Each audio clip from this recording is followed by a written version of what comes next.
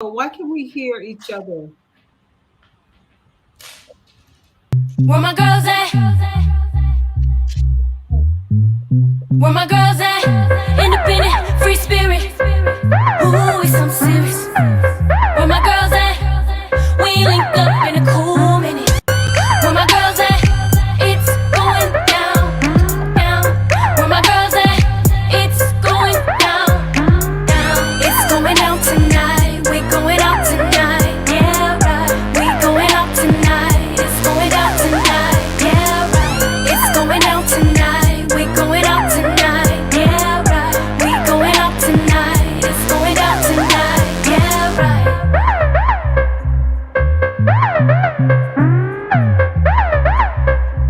All right. It's going down. It's going down.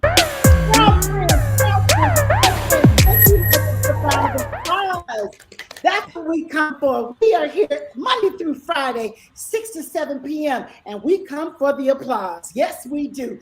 Tell me a woman who doesn't like applause, and I'll tell you she's lying if she says she doesn't like the applause. We are here, you guys. The Force of Friendship. We got issues Monday through Friday, 6 to 7 p.m., 9 a.m. The Superstation, based out of Detroit, Michigan, WFDF. Welcome, tribe. Welcome. We see you. We see you on YouTube. We see you on what else, Caterina? What else are we on? You name it, we're on it. YouTube, Facebook, Roku, Alexa. Don't say nothing. iHeart. iHeart, yes, iHeart. The 9 Go to theforceoffriendship.com. Go to our website. You'll see all the ways. Forceoffriendship.com. There are so many ways you can find us. Don't miss us. We are ready for you. We hope that you're ready for us. It's the Girlfriend celebrating 30 years of friendship. We are so many things to so many different people, many different times of the day. We change up. We're classy. We're bougie. We're messy. We're tardy. We're bossy. We're laughy. We're selfie. We're witchy. Some of y'all are witchy sometimes. And all of my girlfriends are pretty. And then girlfriends, so type in the chat. We've got a big Facebook audience who always joins us. But who are you today? Because we know women wear many hats. We have men in the audience as well.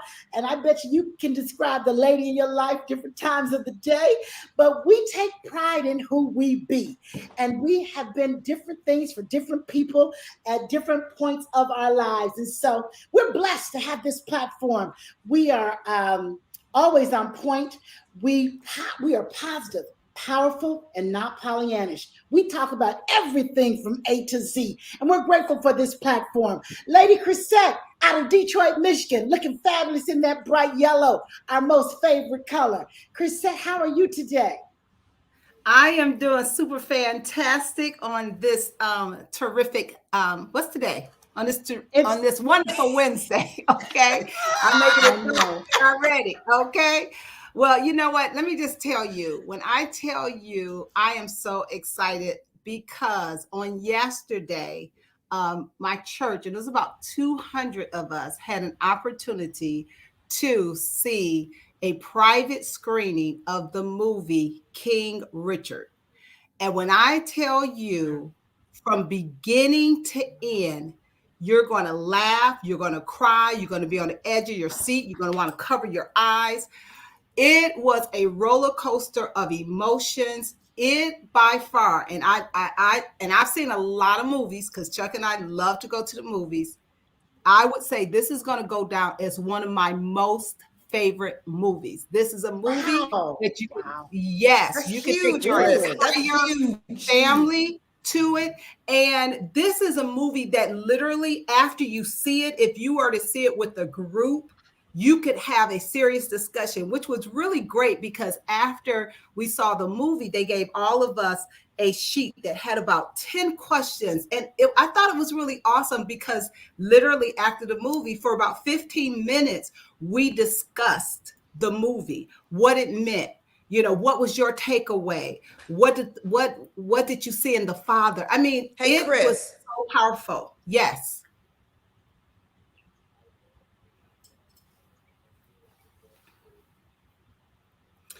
You know what? And it's really sad that they have not, I don't know if they have not spent the money, but it's a movie about Venus and Serena.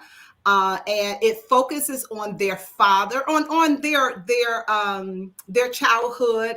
It focuses a lot on their father and how, and this is so amazing, you guys. It's just a reminder of when you write things down. Habakkuk 2:2 says, write the vision and make it plain. When I tell you, they had 3 children. He saw where tennis players made like $40,000 or something per tournament or something. And he said to his wife, we're about to have 2 children. We're going to teach them how to play tennis, and they are going to be number 1 in the sport. And check this out. And the other one is going to be the greatest of all time. Wow. When I tell you, he had a script that was totally written for those girls. And it was just so powerful, so many lessons. I'm telling you, I left inspired. I came home, I started writing some stuff down. I was like, it was just a reminder how powerful it is to write down your goals and your dreams and how you work to make them come to pass. It was a lot of things in the movie that I didn't know. You know, he was just a powerful father, very funny. I mean, every single emotion, you're going to cry, you're going to laugh. It has it all. So I believe it's going to open up November the 17th. And I'm telling you, don't sleep on it. Yeah, I mean, I'm going to wait. Don't wait. This is one that you want to take. If you have young kids that are old enough to really understand what's going on in the movie, you absolutely want to take them there. And I promise you, we're going to do an entire show on the movie after it's open, after all the girls' friends have seen it, because when I tell you, there's so much to unpack from that movie. Yeah, I can't wait. That sounds like an incredible movie. I mean, one of your best movies ever. That's saying a lot. That is saying a lot. Did you guys see Akilah and the Bee? Yes, absolutely. Yes. And that's one of my all-time favorite. Believe it or not, do you know that's one of Chuck's all-time favorite movies? And he literally cries on that movie. I mean, that movie just touches him at such a deep level. He loves Akilah and the Bee. And literally, it kind of has that kind of flavor to it where you're just so touched at such a deep level. So I can't wait for you guys to see it, and then we can have a full-blown discussion about King Richard. What a great Thanksgiving movie. It's coming out before Thanksgiving? November 17th, I believe, is the date. Oh, yeah. Next Wednesday. Right in time before Thanksgiving. And no violence, so Gloria can take it. I know. Well, it's a little in there. So Gloria, there are some parts. I heard you say cover your eyes. I heard that. Yeah, you got to cover your eyes. Yeah. And that dad, Caterina knows. She knows. I'll be running out the theater. Literally running out the theater. Waiting for y'all to text me and say, okay, you can come back now. You can come back. Exactly. You guys, we have a special guest today, Mavis Peaks. We are talking surviving widowhood, from grief to growth. And so callers, please call in. We all know someone who's lost a spouse. We've always wanted to be a better friend. Sometimes we don't know how to be that friend. We've had family members lose a spouse. We've had girlfriends who've lost a spouse. And we have a woman who has walked through that fire, and she's going to share her story and just give us her testimony, how she's gone from one place to another and raising a young son and a daughter in the midst of it all. And so please feel free to call into 313-778-7600. We would love for you to lend to the conversation. Gloria, say hello to people. Caterina, say hello to the people, and then we'll go to our special guest. I know, babe. We're like, these breaks are coming up, and we're like, got to get it all in before the breaks come on. This is Gloria. I'm in Dallas today. I'm excited. I'm in my hotel room. But when I tell you, I cannot wait for this topic. And it's amazing how many women, since you announced this was a topic, that I thought about really either have gone through this or know someone very close to them that has gone through this. And Mavis, I can just see in that few seconds beforehand, is a beautiful woman. So I cannot wait to hear her story and to hear her heart that she's got there. So I'm excited. Caterina, what's happening? Caterina? You better hurry up because Sabrina gonna cut you off. I know, super fast. I don't want to get cut off because this is a topic that will minister to so many people. And so right before I pass it back to Sabrina, just 30 seconds, y'all. 3 big news stories. Trump denied executive privilege. Did you see about the Texas principal that was fired? The black man fired. He did get fired. That story. He was fired. Why? We got to talk about that tomorrow. They say he said something about race. I mean, it's crazy. We got to unpack that tomorrow. And I would love to hit on about this Kyle Rittenhouse. Right. Taking the stage himself. Taking the stage himself. And they painted him like he was the saint. Unbelievable. And have you ever seen somebody cry and not one tear fall? Mm-hmm. Yeah. No. Yeah. Exactly. It's unbelievable. To me, it's like the judge is like wanting him to be innocent in all of this. It's ridiculous, you guys. That's another story for another day. Let's go to our special guest. Thanks for those hot topics, the top of the news, Caterina. Let's bring our new girlfriend in, Mavis Peaks, part of the tribe. Hey, Mavis. Yes. Hi, how are you? Yes. We are wonderful. You guys, this is Mavis Peaks out of the Durham, North Carolina area. She is my hairstylist before I moved away. And trust me, every time I go back and forth to North Carolina, I will see me some Mavis. Mavis is an incredible woman. She's an incredible entrepreneur. She is a boss babe. She fits in with the girlfriends. What she means, she says, you guys, she does not play with life. She is just a wonderful girlfriend to have. So Mavis, always, I admire you. I've seen you grow from deep pain, walking through those different cycles of grief. And now I see you blossoming. I told you the other day when I saw you, said, I'm so proud of you, Mavis, because you are coming out on this other side. We have a break in about 3 minutes. But Mavis, tell the people how you lost your husband, when you lost your husband. Just let us get to know you. Okay, great. Thank you guys for having me on. I lost my husband 4 years ago, August the 4th, 4 years ago, to a motorcycle accident. That day changed my life tremendously. Grief is something that we don't prepare for.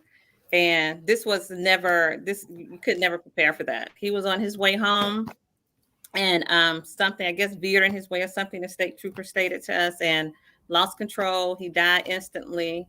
The guy that came out that assisted him in his final minutes or what have you said that he had a smile on his face. So taking all of that in and trying to hold on to that little piece to get us through, to get the family through, to get his mother through, my children through.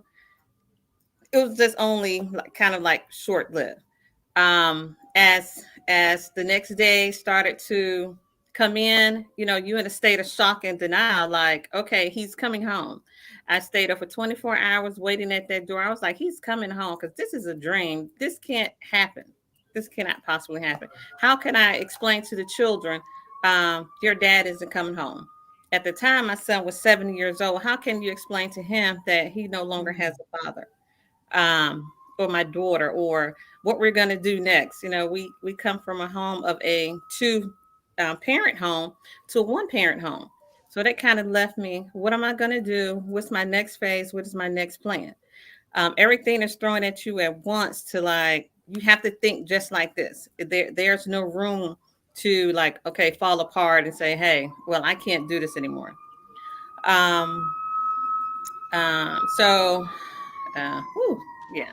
So just getting through that after the burial and all of that stuff, it was still a shock to us because we were still waiting.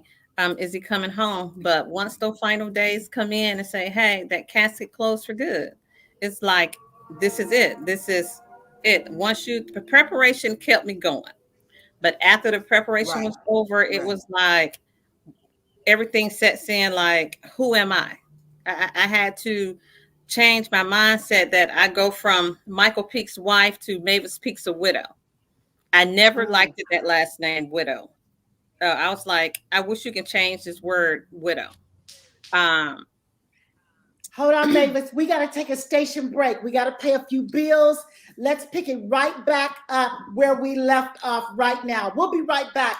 Thank you for joining. We got issues with the force of friendship. We'll be right back.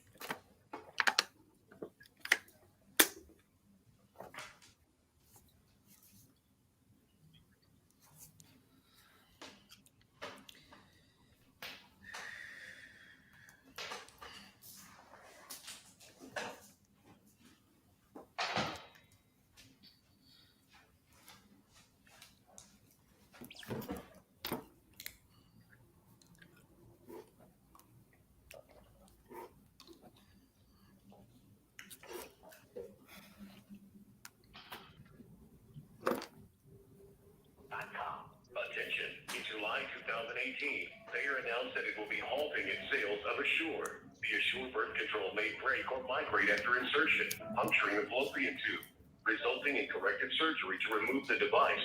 Thousands of women have reported debilitating health problems to the FDA. In April 2018, the FDA restricted sales of Assure to protect women and required that patients receive risk information. Please call 800-425-9539. 9 p.m. Superstation has the greatest advertising deal ever with our Godfather. Too much about $5 million. But they must deal with the 30-day quality. And that is only $2.50 per spot. And we believe it produces this spot free. That's right, free. Call Robition Queries now at 248-357-4566. 248-357-4566. The Word Network has been broadcasting inspirational messages around the world since the year 2000, and we keep getting bigger and better and more innovative. Seen all around the world, we bring you the best teaching, impartation, singing, and inspiration. If you want original programming, we have that too.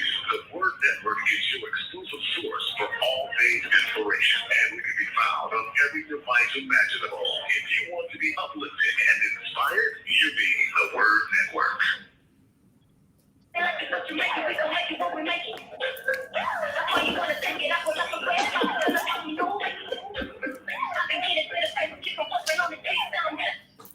Here we go. We're back. Where my girls at? Where my girls back at? We are the Force of Friendship with Sabrina, Caterina, Gloria, and Crisette with our special guest, Mavis Peaks. Today, we are talking surviving widowhood, going from grief to growth. We are talking before the break. Mavis was telling us that she lost her husband a little over 4 years ago to a motorcycle accident. He was on his way home. How very tragic. On your way home and to never make it. Mavis, you talked about you became Mavis Peaks, Michael's wife, to now Mavis Peaks, the widow. And 13.7 million widowed persons are in the U.S. Right now. Over 11 million of these are women. Isn't that something? Out of 13.7 million widowed persons, over 11 million are women. This year alone, 800,000 women will lose spouses this year. And so talk about that word and how you now are in a segment of population. I was reading, doing the research, and said that now World of Widows, there is an organization out there called WOW, World of Widows. It also talked about widowers. Those are men who lose their spouse are more likely to remarry than widows. So there's a widower and there's a widow. And so I just find this all very interesting. But Mavis, let's go back to when you found yourself in a segment of population that you never ever dreamed of. So talk about how you told the children and how you started to walk yourself through the various steps of grief. Okay. There are 5 stages of grief. First and foremost, just getting back understanding who Mavis is, because Mavis was a part of a unit. Now she becomes one. So I had to dig deep into that and figure out who Mavis was, because in a marriage, you kind of lose yourself in a marriage versus you become Michael Peaks' wife to now Mavis Peaks. So I had to learn who was Mavis Peaks all over again. Going through this transitioning, going on a simple date, sleeping beside your mate, doing chores together, having dinner, him teaching his son how to ride a bike, or telling Madison about the birds and the bees, just all of that stuff that there was no longer in existence anymore. So it was like super, super hard. But okay. It's okay, Mavis. It's okay. I know it's hard. We're so proud of you to be able to do this. This is just so good. Just breathe. Yeah, it is. It is. Being a widow, it really takes lots of work, because, as I said before, you have to go back and learn who you really are. Going through the stages of grief, first is denial, just like he's coming back. This is denial. This isn't true. When are you going to wake up from this dream? The next phase was anger. I had to be angry at everybody, even be angry at God. God, why did you take him? He still had time. How do good people die so soon? I mean, we was together 19 years. What I'm going to do after 19 years? So you're telling me either I'm going to go on this journey alone, or get married again, or what have you. The vow said death do you part. And then what did you do after that? So all of those things were pretty hard. Then also thinking of myself, and then as well as the children, it was just a big mess. It's like dropping a glass and all of the pieces on the floor. How can you put those pieces back together? Because at the end of the day, your children is relying on you to keep put those pieces back together. How can you do that? Everyone is looking at me to be strong, but guess what? I'm just as weak as you guys. What bothered, and then in that ordeal, my daughter said to me one day, she was like, Mom, why you don't cry? Because I felt the sense of, if I do cry, I have to let it out. And I wasn't ready to let it out. Or my doctor said, why don't you go to counseling? You need to talk to someone. Why do I need to talk to someone? Because if he can't tell me how I'm going to resurrect my husband, I don't need to talk to anyone. So if you allow your mind to take you there, guess what? Your mind will take you places that only you don't want. God, like God, please get you don't. And I dug a black hole for myself, because I wanted to stay in that hole, because it was like, at the end of the day, when all of the funeral arrangements, everything is over, people go away, who do you have? You have no one else to rely on but you and God, So that was that's in a nutshell, all of it itself. So when I started to do, but maybe she said, so you said denial was 1, number 2 was anger. What was number 3?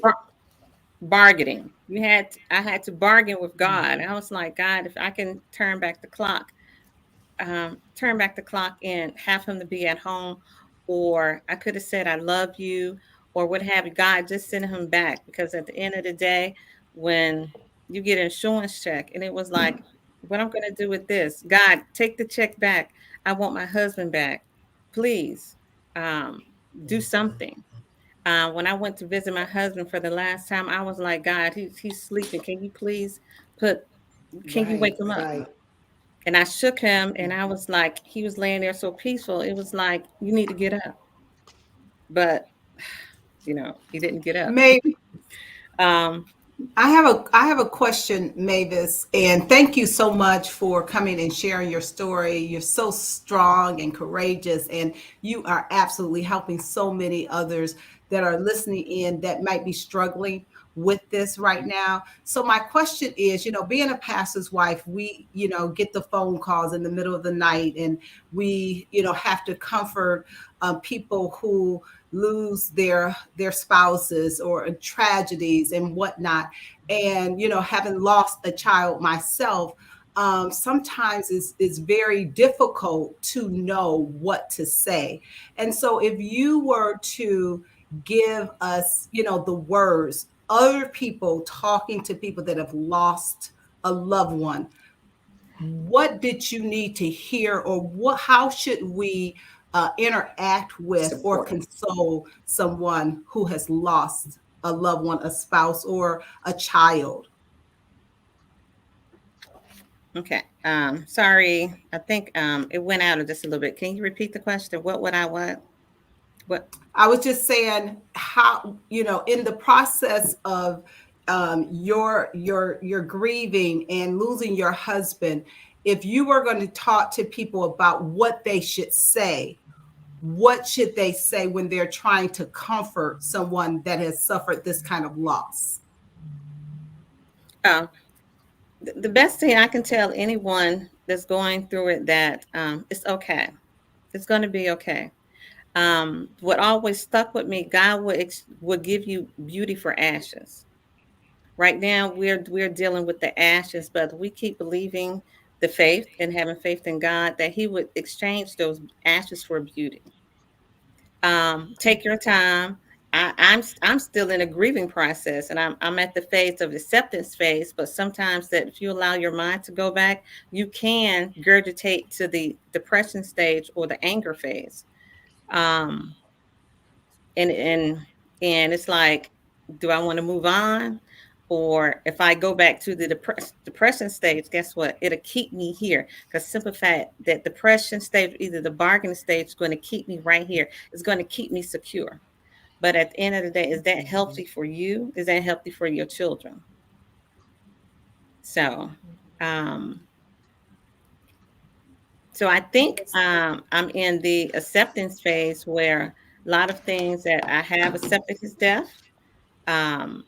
My children have accepted his death. My son still struggles, but overall, he's an amazing kid. He's going on. And when I look at him, and I look at my son and daughter, I have to tell myself, okay, if they can move on, I can move on too. But at what capacity do I need to move on? I can move on and enjoy life, or move on and entertain a relationship. But that's going to be, it's still kind of hard for me, because it's like there's no one out there to even come close to my husband. So that's a struggle within itself, but I compartmentalize that and I keep going. I told myself, Yeah. So is number 4, is acceptance number 4, Mavis? You said bargaining number was 4 number is 3? depression. Number 3 is bragging. Number 4 is depression. Yeah. Yeah. Okay. Depression was a big thing for me. You can mask depression. Some people are great at masking depression, as I was. I was great at masking depression. But then I had to look for other alternatives to help me cope with that depression, because that phase of depression kept me secure for me. Different parts of the grief could make a person in the bargaining phase secure, but depression kept me at secure. I was secure in my space. I was secure in my mess, and I wanted to be there. I wanted to stay there. I couldn't see the light at the end of the tunnel of what God has in store for me. I couldn't see that. I couldn't, um, um, think of anything other than today, or what, at the end of the tunnel, what am I going to see? I couldn't see that. So the depression phase kept me in a state of, okay, I'm going to go to work. I'm going to go home. I'm not going to do anything. That was just my phase for me, that depression stage. Yeah, and it's really interesting. I have to say that when I first started going to Mavis, I I didn't know she had lost her husband, but she was kind of withdrawn. She didn't talk a lot. And I didn't really know. I just didn't think she was that friendly. I was just like, she ain't no friend. She got an attitude today. Okay. I don't know how if I was to shampoo Sabrina, it would look like this. Okay. And so I didn't know until later. You guys, we got another station break. We'll be right back. Call us at 313-778-7600. We'll be right back. She a mess.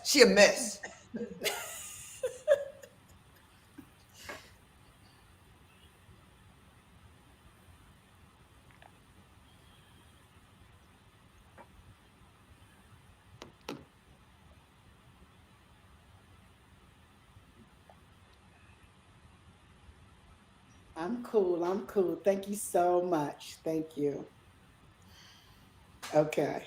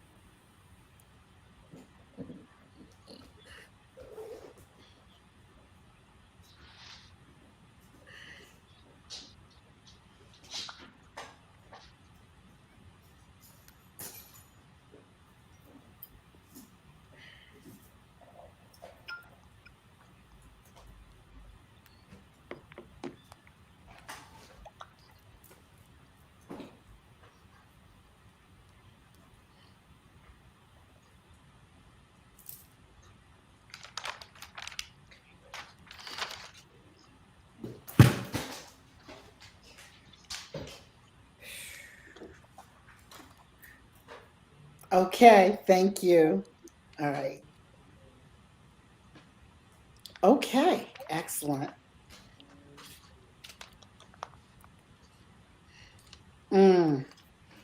Okay, keep me posted.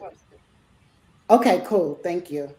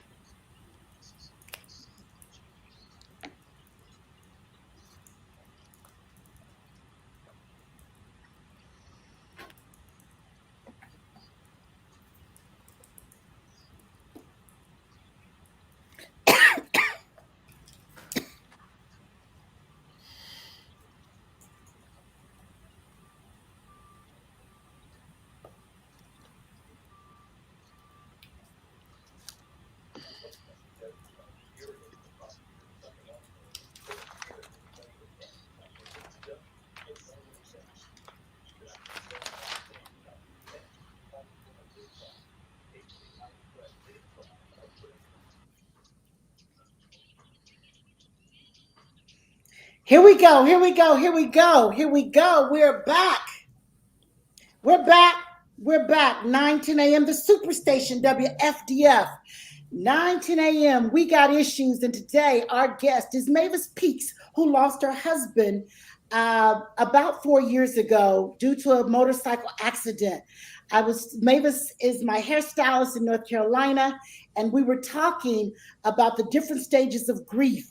And we've talked about number 1 being denial, number 2, anger, number 3, bargaining, number 4, depression. And then we're going to talk about number 5, which I think is acceptance.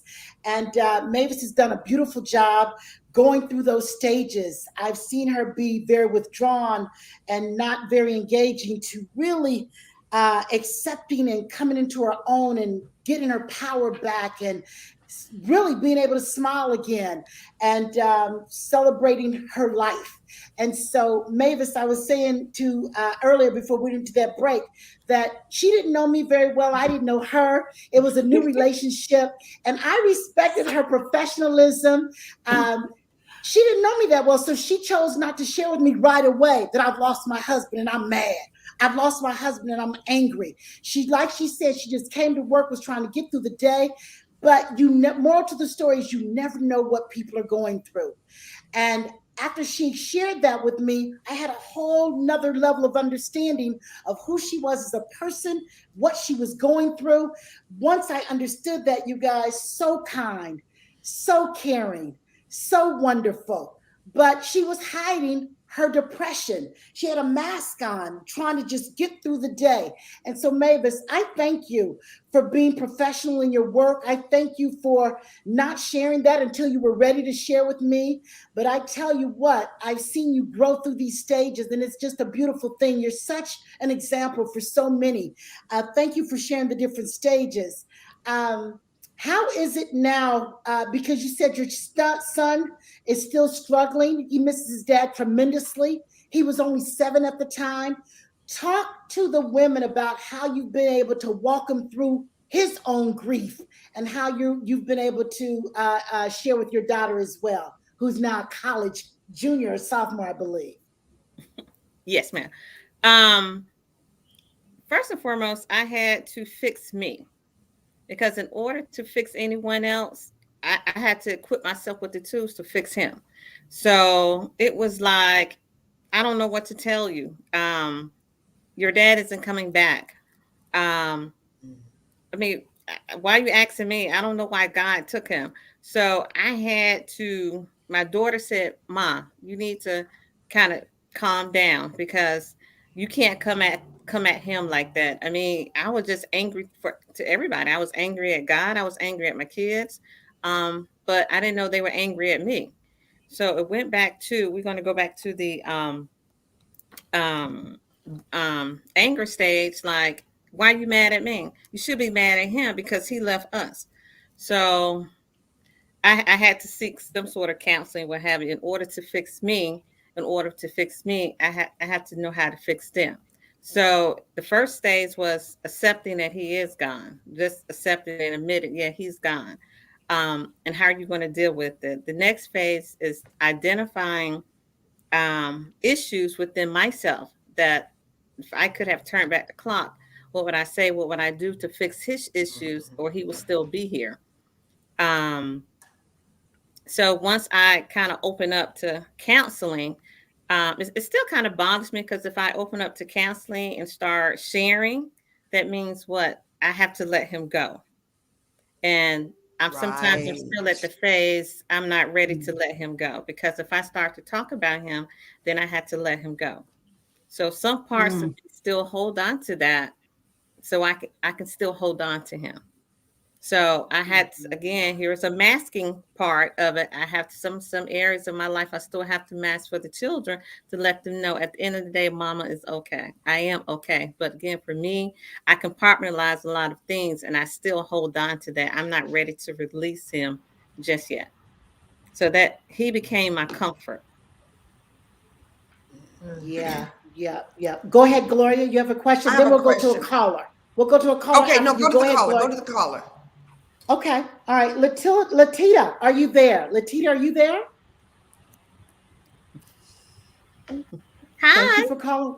I have a question for You're welcome. I have a question for Mavis. So Mavis, when you are going through the initial grieving process, what is something that the people around you could have done or said that would have helped you during the initial grieving process, or the first phase of the grieving process, because there was like 4 or 5 steps. What is one thing or something you wish those around you could have said or done? I can't really say, because at that time, your friends really don't know what to say. They can just be a comfort to you and let you know, I'm not in your shoes, but I'm here for you. That's all that they can say. Again, I'm masking what am I feeling, and I don't want them to know either how I'm really feeling. So that means what? If I release that to them, I'm releasing a part of me. They know a part of me that I don't want them to know about me, because I present myself. Mavis is the strong person, but I don't want to present myself. Mavis is weak right now. And at the end of the day, I really do need you guys.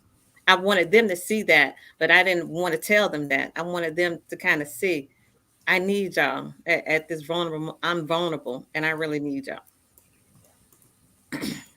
So thank you. Many times we don't know what to say, and what I don't like is when people say, I know how you feel. I know how. No, you don't. I would never say that to Mavis, because I haven't lost a husband. And so there is a book, and as I was doing research, and I thought, well, this is smart. It's called Suggestions from Widowed People to You, Coping with Death. And it's by 4 widows who have been through this, and so they got together and wrote a book. Now that's somebody who understands what you've been through, so they have advice for you. And I think many times we can take a book, give some referrals, that kind of thing, because what you don't want to say is the wrong thing. And I think many times, Mavis, as a friend, we are afraid to say the wrong thing, so we say nothing. And I don't know if that's right. I think sometimes you just have to let that person have the space. Just be in their space. Go sit. Go cook a meal. Go listen to some music. But I sometimes you don't have to do anything but be. And I think that's comforting. Would you agree or disagree, Mavis? Oh, I do agree, because no, like I said, if none of your friends have walked that journey, they can't really understand what you're going through at this particular moment. So the best thing is to do, I'm just going to come over and just sit with her. If she chooses to talk, then she talk. If she doesn't talk, that's fine too. So I have a group of friends that do understand me, and what they did was just offer, okay, I can be silent, I can listen, my phone is on 24 hours. I can't say that God, not to question God, um, or it was in, is God's time or what have you. Don't say any of those things to me, because right now I'm not understanding why God did take him, or the outcome could have been different. So don't say those things to me.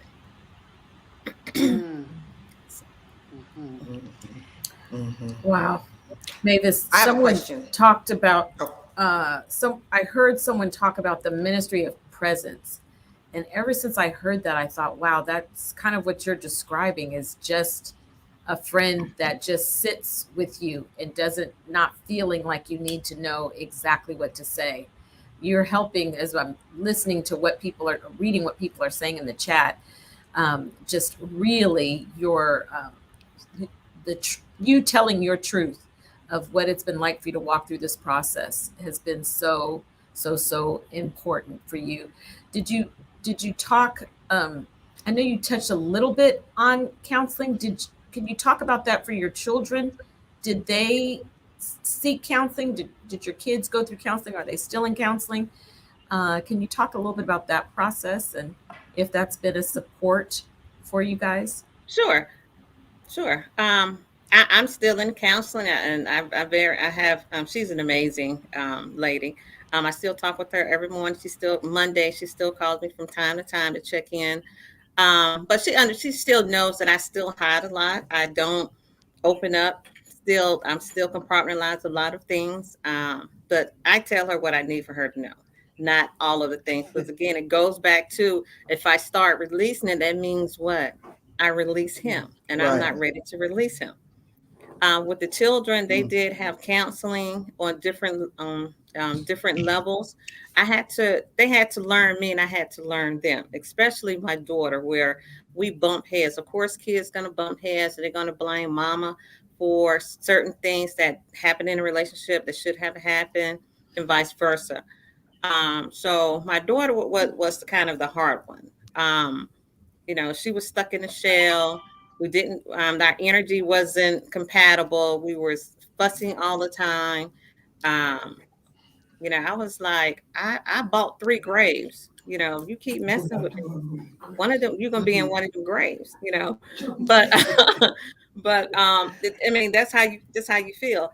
But once I learned how to express, I had to open up and express how I feel on a different level. All right, Mavis, there's the music. There's the music. Yes, yes. Red bottoms. Red bottoms. Yes, that's Mavis. She just had a 50th birthday party and her theme was red bottoms. We'll be back. We'll be back. Join the conversation when we return.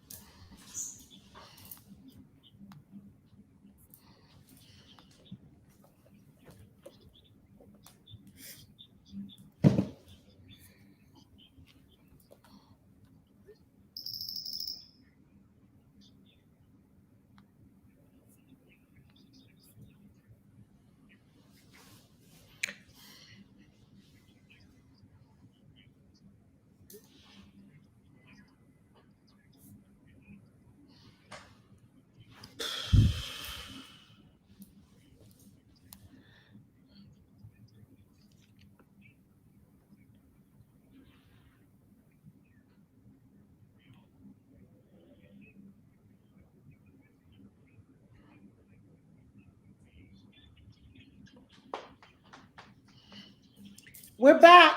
We're back. We're back. We're back. We're back. Oh my goodness. We are here with Mavis Peaks, a widow who is going from surviving widowhood to growing in this new role. She just had a 50th birthday party and red bottoms was the theme, baby. And I'm telling you, it was all that and then some. I followed her on Instagram. So Mavis, talk about just turning the corner, deciding to live again. I see your smile. I see your joy, your energy, you're exuberant. I know it's not easy, but you've made the decision that I got a life to live. Mm-hmm. So talk a little bit about turning that corner. When October first came in, I said, you know what? You hear a lot of people celebrating their birthdays for the whole month. I said, guess what? I'm going to try this. I'm going to live. I'm going to release that part of me and want to live. I want to do these things, but guess what? If I do them, it makes me puts me in a place where he's gone and I'm having fun. So I was kind of torn between that. Do I have fun or I just walk it through? Because if I have too much fun, it goes back to he's dead, but yet I'm living. Is that fair to him or is it fair to me? So through this whole month or what have you. I said, I'm going to plan this. I'm going to plan this. Every weekend, a bunch of friends of ours done something. I never done that in my 50 years. And it was simply amazing. I have a group of girlfriends, and like you guys have girlfriends, it was like 15 to 20 of us every weekend doing something. I said I had the best fun ever. Also, I didn't really celebrate birthdays because my mother passed on my birthday as well. And I had to ask myself, would your mother want you? Yeah. Would your mother want you to live like this? I said, you know what? I'm going to celebrate her. Even though she left on my birthday, guess what? This is 50. I'm going to bring in 50 like a rock star. And that's what I did. Um, I, I learned to identify what's holding me back, and I put a name to that. And then I detached myself from that. So if it was anger, I wrote down what angers me. I gave it a name, and then I detached myself from that. I broke everything down that I thought that was going to continue to hold me back, and I gave it a name and I let it go. So that's what got me through going into 50. And the night before the 31st came in, I was just laying in the bed crying. I'm like, Lord, why am I crying? This is tears of joy, because simple fact, I'm at a phase and a stage in my life that I have accepted my husband's death, that I look at my daughter, our birthday 7 days apart. She came home. We celebrated. I'm on a level where we have a mother-daughter relationship now that we talk to each other every night. My son, he loves his, he's a mother's boy, but he's doing amazing in school. He's, they turning a corner, and it was like, this is so amazing. Is this what life is all about? Because I've been asleep almost 4 years. It's time to wake up. Sabrina would come into the salon. She was like, you got to live. You have to do this. You have to do this. But that part of me was saying, I can't do that, because simple fact, he's gone and I'm here living. So I said at age 50, I'm going to wake up and I'm going to live, because simple fact, God only give you one life. You can't die and come back and repeat it again. No, I'm going to live my best life ever, because I have too many of friends that's leaving so soon. I said, you know what? I can't do this anymore. Yes. I detached that. I gave it a name. I detached it. And I was like, I'm done with it. I'm going to let it go. So if you're not bringing me substance, if you're not bringing me peace, if you can't disrupt this circle right here. You can't. I'm not going to allow you to do that. Because simple fact, I have grown into a place where I wake up happy, I go to sleep happy, I come to work happy. I'm not as aggressive. I'm not as aggressive. I had to let a lot of aggression go, anger go, sadness go. But again, I masked all of those things. I said, you know what? I gave it a name and I detached myself from, because this is not what life is all about. You see people around you that's doing things or what have you. Well, I said, guess what? I'm going to be like her. I'm going to be like her. I'm going to be like her. I'm going to do this. Just do it. As Steve Harvey say, get up, jump, stand on the edge of the cliff and just jump. And that's what I did. The whole weekend of October, I just jumped. Now it's like, I don't care. I'm living my best life. And I had an amazing time. Mavis, welcome to We Got Issues, girl. Welcome to We Got Issues. You all up in the tribe.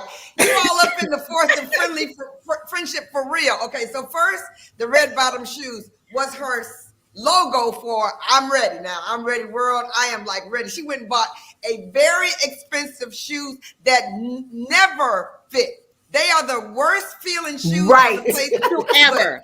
It doesn't matter. It doesn't matter. Because I'm so excited to see your bright smile. And we're so excited that you lent yourself to this topic. And so many people are being, they're just relating to you and what you're saying. And so I have a quick question if we have time. I want to know, how did you get up and go to work when you didn't feel like it? We have a lot of entrepreneurs that listen to us, and, you push through.